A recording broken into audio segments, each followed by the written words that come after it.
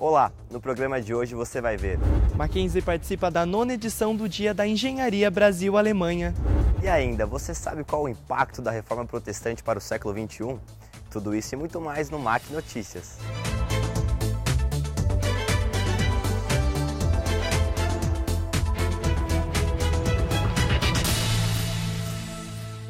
Você sabia que aqui na Universidade Presbiteriana Mackenzie existe um Centro de Liberdade Econômica?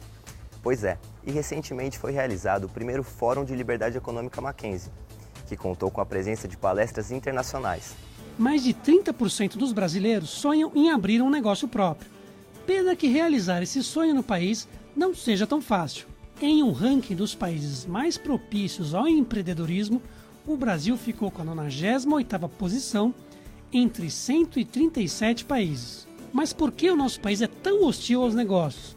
E qual é a responsabilidade do Estado por esse ambiente desfavorável? Essas foram algumas das questões tratadas em um fórum promovido pelo Centro Mackenzie de Liberdade Econômica. A função do centro é promover a pesquisa e disseminação de ideias baseadas em valores técnicos, científicos e nos valores do Mackenzie no que se refere ao liberalismo econômico. Durante 3 dias, o primeiro Fórum Mackenzie de Liberdade Econômica abriu espaço para especialistas apontarem novos caminhos ao país. Um dos palestrantes foi Lawrence Reed, presidente da Fundação para a Educação Econômica, que abordou alguns fundamentos para a promoção da liberdade econômica. O primeiro dos 7 princípios que eu abordei aqui na Universidade Presbiteriana Mackenzie foi: pessoas livres não são iguais e pessoas iguais não são livres. Isto basicamente diz que se você realmente vai ser livre, você vai gerar uma renda diferente da pessoa ao seu lado, porque todos somos diferentes, de acordo com os talentos que temos, como os usamos, o quão duro trabalhamos, como inteligente nós somos. Assim, as pessoas livres simplesmente serão diferentes nas rendas que irão gerar. Durante o evento, também foi lançado o Índice Mackenzie de Liberdade Econômica Estadual, que avalia as condições que cada estado oferece às empresas. Se você tem menos empresas no seu estado, você recolhe menos. E se você recolhe menos, você consequentemente vai poder investir menos na população. Então é um círculo, né? Se você impede as empresas de entrar no teu estado ou de se desenvolver, você está impedindo que o dinheiro venha para o teu estado.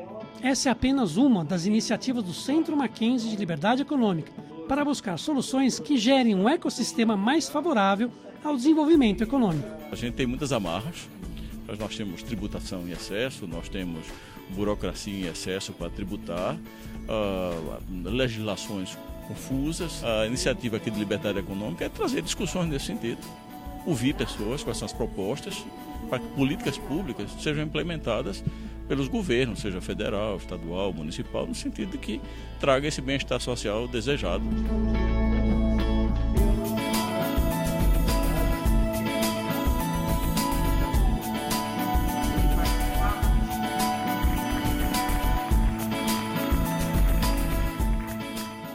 Outro encontro que contou com a presença de palestrantes internacionais foi a Conferência sobre Direitos Fundamentais e Direitos da Concorrência, realizado aqui na Mackenzie.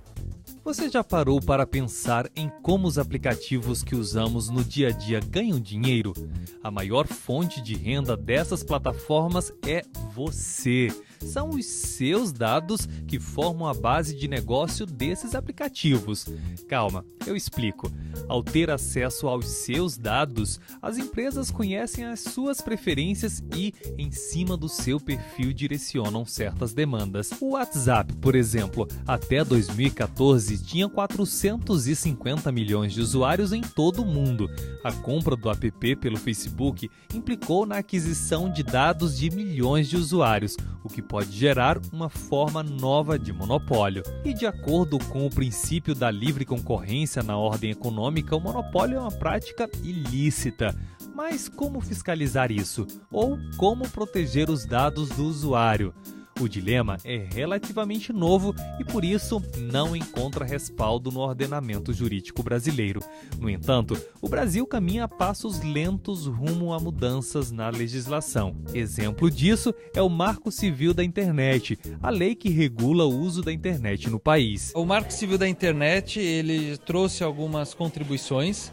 Já quando a gente fala no aspecto da rede global de computação, e temos um projeto de lei que tratará especificamente da questão da proteção de dados. Uma conferência internacional tratou o tema aqui na Universidade Presbiteriana Mackenzie. O encontro promoveu o diálogo entre especialistas do Brasil e de Portugal. Portugal insere-se na União Europeia, o que significa que, em primeiro lugar, a própria legislação europeia se aplica no contexto nacional, como há bocadinho foi referido, portanto nós temos um regulamento específico de proteção de privacidade que é aplicado no ordenamento jurídico europeu. Esse regulamento é imediatamente aplicável, já foi adotado, entrará em vigor em 2018. A Comissão Europeia vem debatendo proteções mais rigorosas aos dados pessoais, que podem impor um regime de acesso a dados apenas sob consentimento explícito do usuário, já a partir deste ano. No Brasil é mais complicado, porque aparentemente não existem o mesmo tipo de normas que na União Europeia, que realmente permitem controlar os auxílios, os subsídios que o Estado, ou os Estados, ou os municípios atribuem às empresas. Isso é uma realidade na União Europeia, há um controlo muito apertado, mas, tanto quanto eu saiba, não existe da mesma forma no Brasil. Mas, se calhar, era algo em que o Brasil devia pensar. Enquanto isso, a Universidade Presbiteriana Mackenzie promove discussões sobre o tema, a fim de ajudar na busca por proteções mais eficazes dos direitos fundamentais. Pensando nisso, firmou uma parceria com a Universidade Católica Portuguesa, em que o grupo de estudos de direito concorrencial da Mackenzie vai ter interações mais frequentes com o Observatório da Concorrência da Escola de Direito do Porto. Então será mais uma grande troca de expertise entre Brasil e Europa em matéria concorrencial. Pelo pouco que já vi da universidade, fiquei impressionado. Parece-me que há uma aposta clara na qualidade em tudo o que fazem, nos edifícios, nos alunos, nos professores. E, portanto, sem dúvida que nós, Universidade Católica Portuguesa, que também apostamos na qualidade, é a nossa grande marca, encontramos aqui um parceiro que pode ser um parceiro privilegiado nas relações com o Brasil.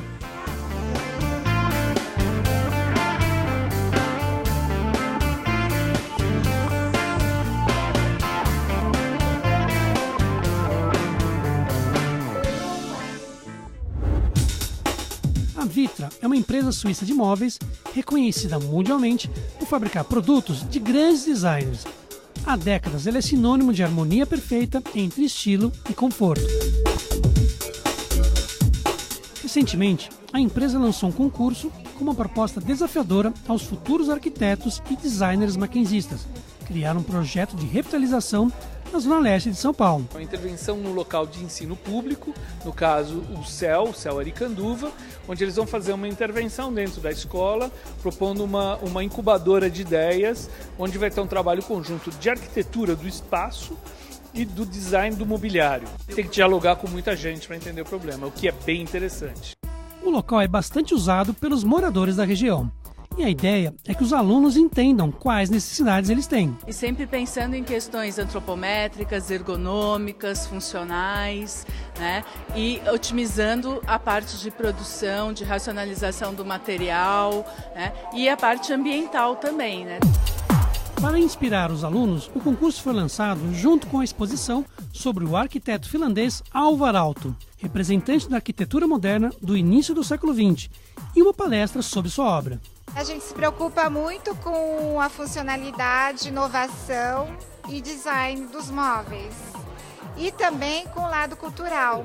Os trabalhos serão julgados por uma comissão que vai avaliar não só a criatividade dos projetos, mas também como eles irão impactar a vida dos moradores da comunidade. Como que um projeto pode resolver um problema da sociedade através de um olhar um pouco mais pessoal, pensado não só para o meio, mas também incorporando a natureza dentro de um projeto, a personalidade, a identidade de um aluno. E os alunos vão concorrer a prêmios valiosos para quem atua na área. A equipe vencedora terá como um prêmio, né, conhecer as instalações da Vitra na Suíça, que na verdade é um grande parque cultural, porque tem obras de arquitetos renomados.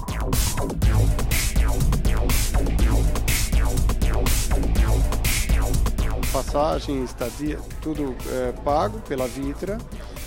E as equipes que ficarem em segundo e terceiro lugar vão receber mobiliários né, da Vitra como prêmios. Mas o mais importante é que o concurso vai promover uma grande experiência para o futuro profissional de cada aluno. É um primeiro momento onde ele se organiza como uma equipe, e é interessante que essa equipe vai ser de alunos da arquitetura e do design, promovendo essa integração.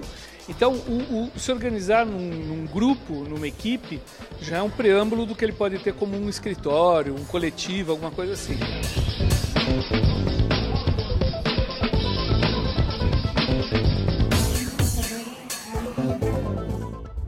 Um dia para discutir o papel da engenharia na transformação do Brasil.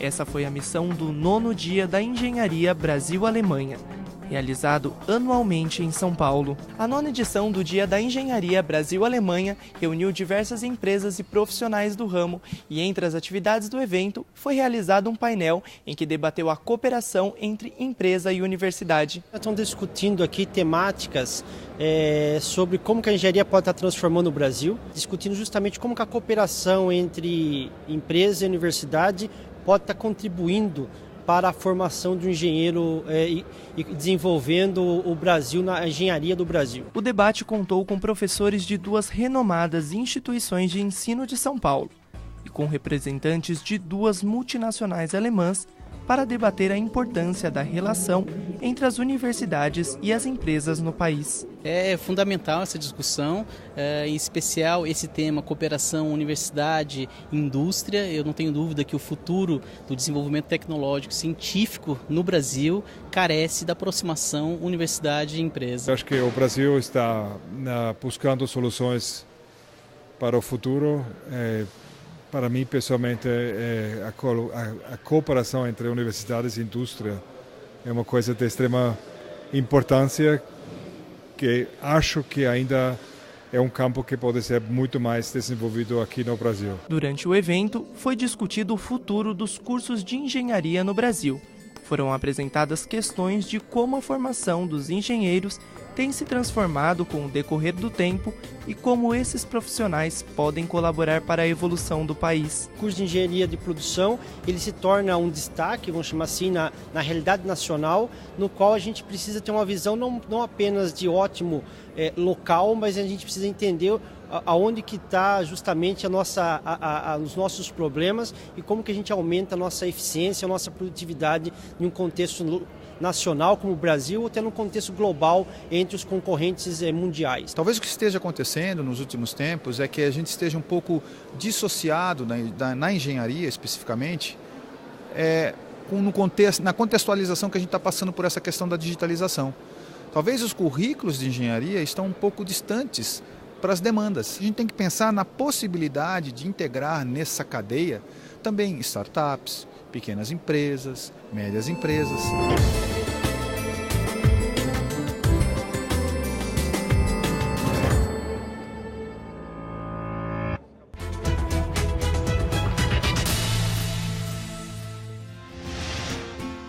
Você sabe o que faz um designer? Ao contrário do que algumas pessoas pensam, a função do designer não é só criar móveis modernos ou logotipos atraentes. Vai muito além disso. Ele é responsável por projetos que atendem a uma série de necessidades do mercado. Ele cria produtos e máquinas, planeja ambientes, desenvolve processos e serviços, elabora comunicação visual para empresas, e essas são apenas algumas das possibilidades. Porque o designer é o grande responsável por criar soluções criativas e viáveis. Por isso, ele é fundamental em muitas empresas. A Universidade Mackenzie oferece um curso na área. Aqui você vai conhecer ferramentas, materiais e processos de design, fundamentos de matemática e física e princípios de empreendedorismo, entre outros assuntos. Além de participar ativamente de oficinas e da elaboração de projetos. Design é a carreira ideal para quem gosta de inovação e de unir técnica à criatividade. Mackenzie, formando gente que vai mudar o mundo. A aspirina é um remédio que todo mundo já usou um dia. Mas você sabe de onde surgiu a aspirina? Da casca de uma planta. Isso mesmo, a aspirina é produzida a partir da casca do salgueiro. E não é só a aspirina não. Muitos remédios têm ingredientes da natureza. Outros são criados a partir de pesquisas de moléculas e do uso calculado de substâncias químicas. Pois é, para fazer um remédio é preciso muita pesquisa e um profundo conhecimento científico. Um trabalho complexo e fascinante. Um conhecimento que você aprende no curso de farmácia. Nele você tem aulas de anatomia, genética, imunologia, biologia molecular, entre outras. Você aprende a usar a ciência para garantir saúde e qualidade de vida às pessoas. Mackenzie, há 140 anos formando gente que vai mudar o mundo. O seu sonho de fazer um curso superior de qualidade está mais fácil de ser realizado. A Universidade Presbiteriana Mackenzie agora também oferece cursos de educação à distância. São cursos completos com vídeos e teleaulas, material didático e todo o suporte que você precisa.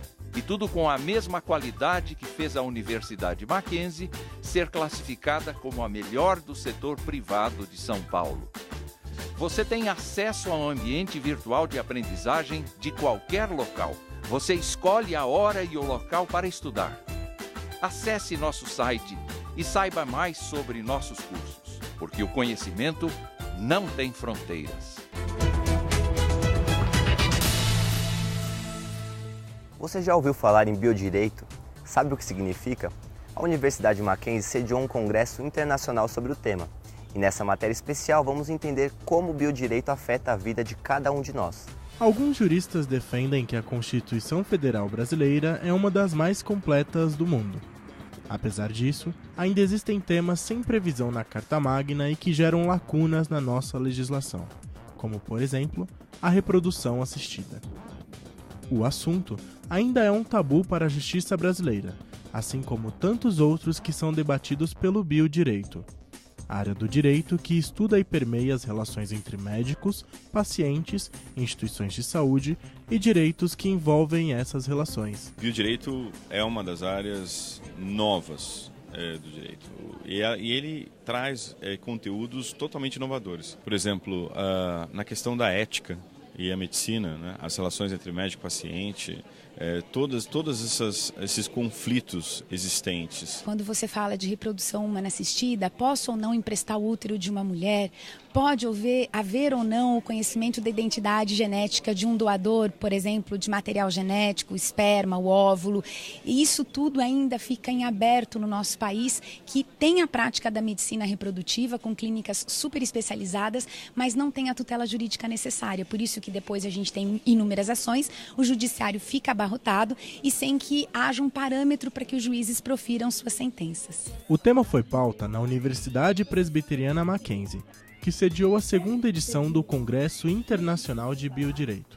Durante o encontro, os alunos puderam ouvir duas especialistas europeias que contaram sobre experiência em reprodução assistida em Portugal e na Itália. A temática que eu vou falar, que é a procriação medicamente assistida, Portugal tem uma legislação que podemos considerar avançada, no sentido em que acolhemos soluções que são muito modernas, no sentido em que rompem com a tradição. Portugal portanto, está assim na linha da frente nesta matéria. E podem aprender com o que fazemos bem e com o que fazemos mal, porque a nossa lei tem várias fragilidades. Na Itália temos agora muitas questões sobre o direito e a ciência.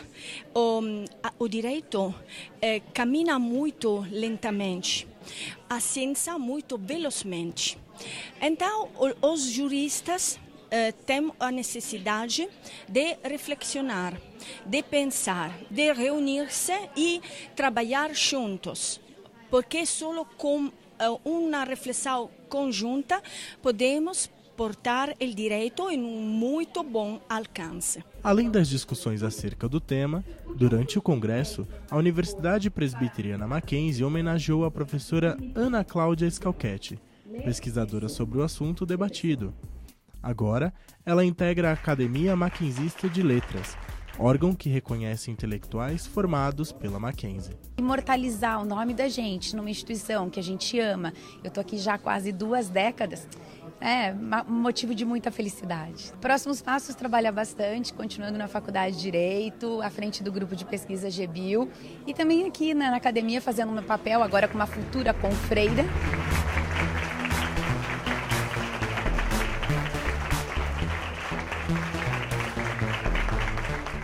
Em 2017, a Reforma Protestante completa 500 anos. Esse movimento reformista cristão iniciou-se no século XVI, com Martinho Lutero. Quais são os impactos desse movimento para os dias de hoje? A gente encontra na próxima matéria.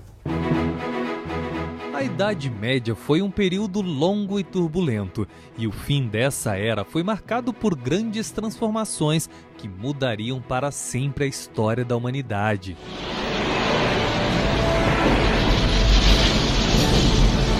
O ciclo das grandes navegações, por exemplo, abriu caminho para novos territórios. Mas algumas dessas transformações ampliaram novos horizontes de outra forma, criando novas visões para a nossa existência. Foi o caso de um importante movimento iniciado no século XVI, a Reforma Protestante. Tu és Cristo, Filho de Deus vivo.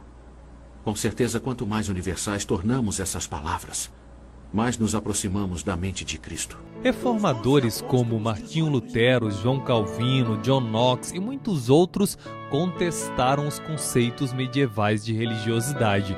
Para eles, a Igreja havia se afastado de alguns princípios originais da fé cristã. Procurem o Senhor enquanto Ele está perto. Eis a sua salvação. Venham buscá-la. Aquele movimento iniciado por Lutero foi muito mais do que um movimento teológico. Ele gerou transformações que refletem na sociedade até os dias de hoje.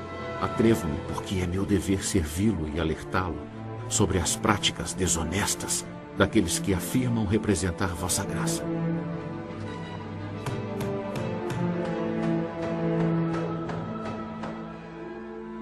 Cristo não pregou a divulgação de indulgências, mas de suas palavras. E que foram debatidas na Conferência Internacional sobre os 500 anos da Reforma Protestante, realizada na Universidade Presbiteriana Mackenzie, um evento que resgatou a relevância desse movimento. Foi a Reforma Protestante que trouxe de volta o interesse nas coisas mais amplas da vida, que tirou aquela ideia do sagrado e do natural, do mundo da vida real, do fluxo ordinário da vida, como duas coisas que tinham que ser distintas. Esses livros contêm heresias contra a nossa Santa Igreja. Você renega o que escreveu?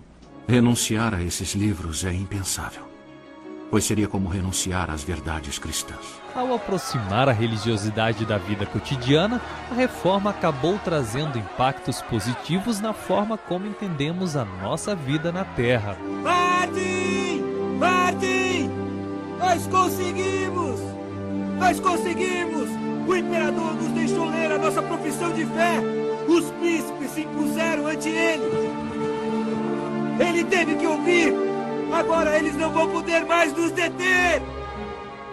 Nós passamos a ter uma visão diferente do nosso papel na cultura, na sociedade, no trabalho, nas relações pessoais, nas relações familiares. O conceito de vocação como se aplicando a todas as atividades humanas. A importância de ter-se uma vida regrada, disciplinada, de valorizar a poupança, a frugalidade, etc. Então, qual foi o resultado de tudo isso? A prosperidade para as famílias, para as comunidades e para nações inteiras que abraçaram a fé reformada. Entre diversos palestrantes, o evento contou com a presença de Michael Horton, importante teólogo americano que resgatou o legado de alguns dos reformadores. In other words, are we Protestants because we think Martin Luther discovered a gospel that nobody believed until he came along? Ou, em outras palavras, nós estamos aqui porque nós cremos que Martinho Lutero descobriu um evangelho que até então ninguém conhecia e ninguém acreditava? And no, of course, we see very clearly that Martin Luther was someone who didn't discover the gospel. He's someone who the gospel discovered. E é claro que a resposta é não. Martinho Lutero não foi alguém que descobriu o Evangelho. Martinho Lutero foi alguém descoberto pelo Evangelho. O evento foi realizado pela chancelaria do Instituto Presbiteriano Mackenzie e pelo Centro de Pós-Graduação Andrew Jumper, que promove a capacitação de profissionais que atuam em instituições de ensino teológico. Esse evento que o Andrew Jumper promove para a celebração dos 500 anos da Reforma, vem coroar toda uma série de trabalho que ao longo desses anos o André Jumper tem feito. Conferências, séries de estudos importantes. O André Jumper é um centro de estudos do mais alto nível. E para o Mackenzie, o evento também serviu para ressaltar os princípios que o regem. Mackenzie é fruto de uma visão da reforma, de estar presente na sociedade, trazendo educação, trazendo ensino e contribuindo para o crescimento do ser humano. A questão da educação foi central na reforma, a tradição do lado de cada igreja, uma escola, precisamos alfabetizar o povo para que eles leiam a Bíblia, o que eventualmente leva à criação e concepção, séculos mais tarde, de uma instituição educacional como o Mackenzie.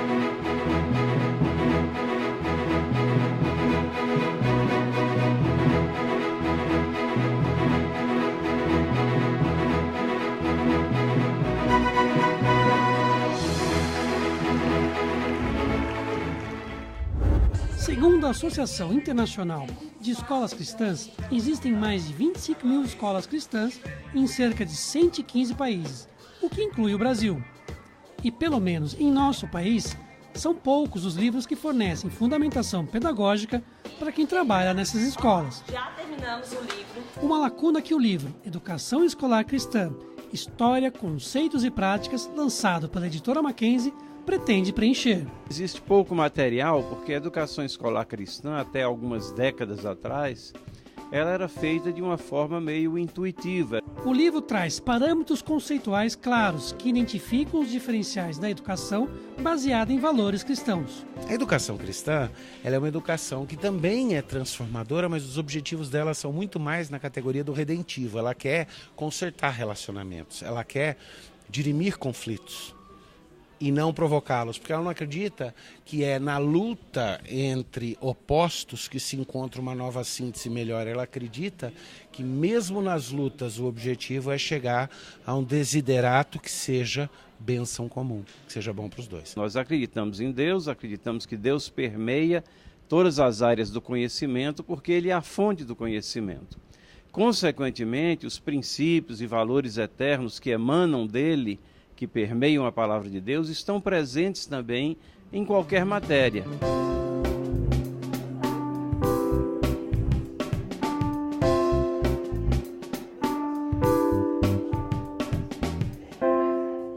O Mac Notícias está chegando ao fim. Acesse nosso site e reveja esse e outros programas realizados por nós. Tem mercado de trabalho, ciência, esportes e muito mais. Eu te vejo por lá. Até mais.